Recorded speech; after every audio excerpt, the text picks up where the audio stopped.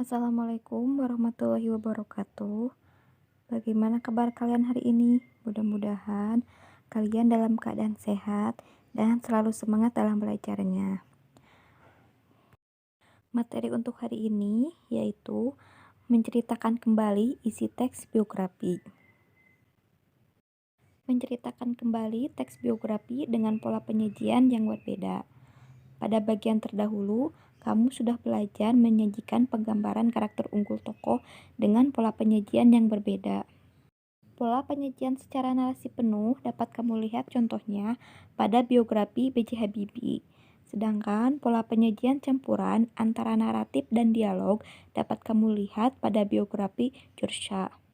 Kalian bisa melihat contoh teks biografinya di channel YouTube Ibu yang Ibu upload sebelum-sebelumnya ya.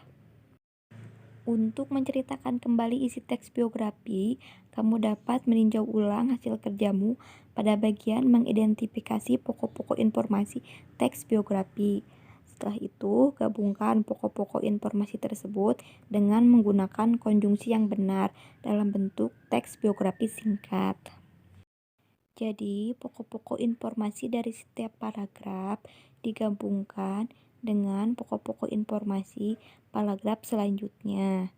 Ketika menggabungkan pokok-pokok informasi antara informasi di paragraf 1 dan pokok informasi di paragraf 2, kalian harus menggunakan konjungsi yang benar.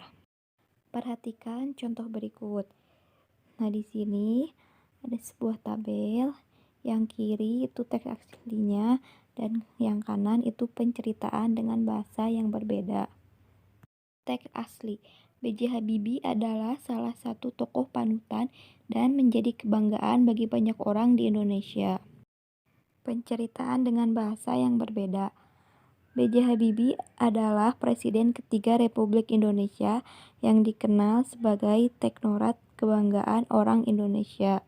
Kalau di teks asli disebutkan bahwa B.J. Habibie itu adalah tokoh panutan. Kalau di penceritaan dengan bahasa yang berbeda, itu disebutkan bahwa B.J. Habibie itu dikenal sebagai teknokrat kebanggaan orang Indonesia. Beliau adalah Presiden ketiga Republik Indonesia. Nama dan gelar lengkapnya Profesor Dr. of Honor Causa Ingenieur Dr. of Skanding Multimedia Baharudin Yusuf Habibie. Beliau dilahirkan di Parepare, Sulawesi Selatan pada tanggal 25 Juni 1936.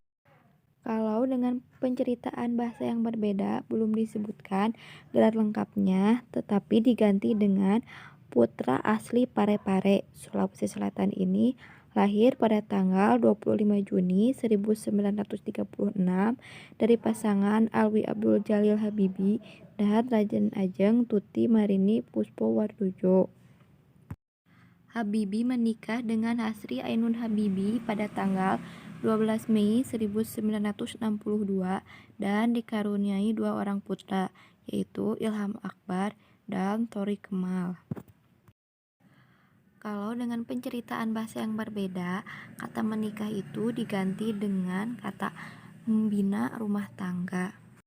Kalau di teks asli, gelarnya disebutkan di awal-awal paragraf, sedangkan di penceritaan dengan bahasa yang berbeda, gelarnya disebutkan di akhir paragraf.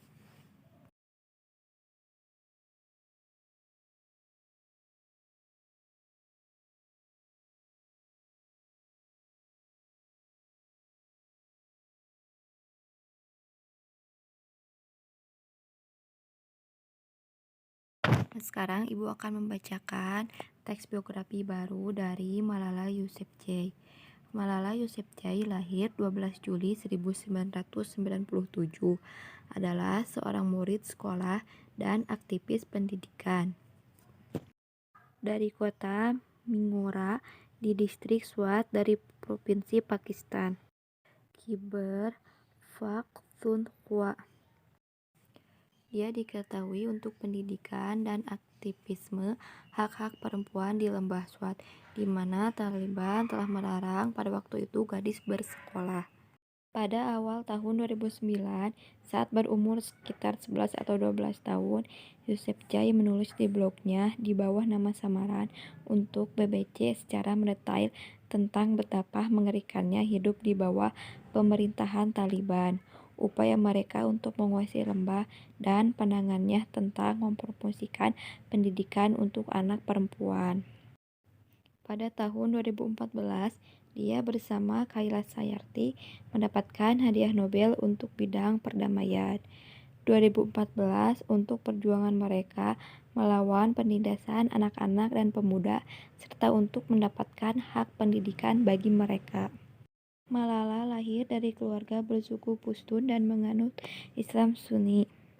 Namanya diambil dari penyiar dan pejuang wanita suku Pashtun Malalai dari Maiwand. Ia dibesarkan di Mingora bersama dua adik laki-laki dan dua ayam peliharaan.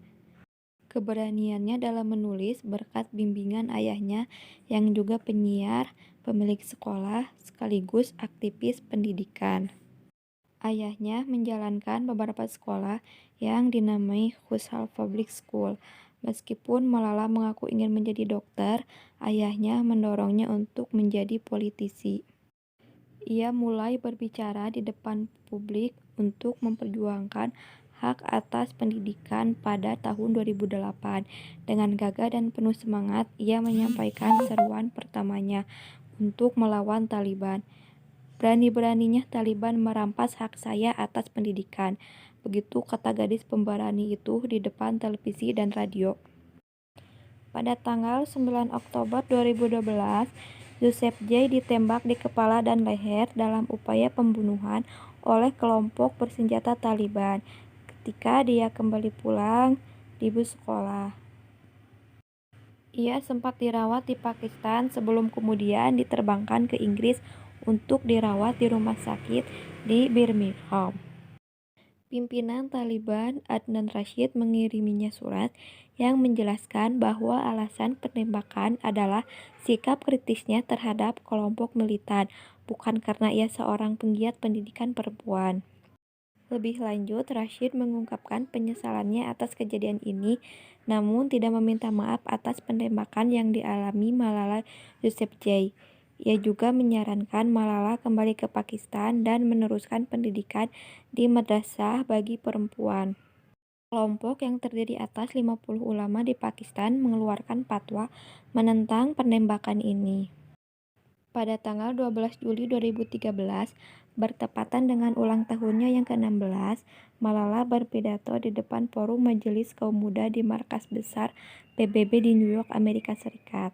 Pidatonya memuat 3 isu penting, yaitu hak perempuan, perlawanan terhadap terorisme, dan kebodohan.